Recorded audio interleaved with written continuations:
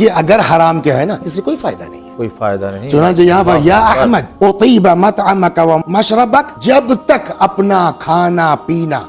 حلال رکھو گے فانت فی حفظی و کنفی، میری حفاظت میں ہو۔ واہ سبحان اللہ۔ اس کے بعد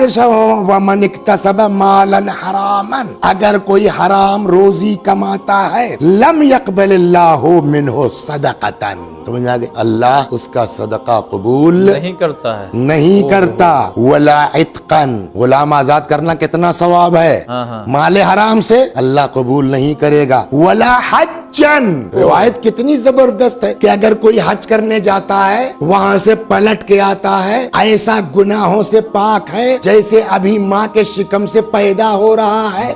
لیکن اگر آمدنی حلال کی نہیں ہے فائدہ نہیں، اللہ تمہارا حج قبول نہیں کرے گا، ولا اعتمارا، اور نہ تمہارا عمرہ قبول ہوگا نہ تمہارا حج قبول ہوگا۔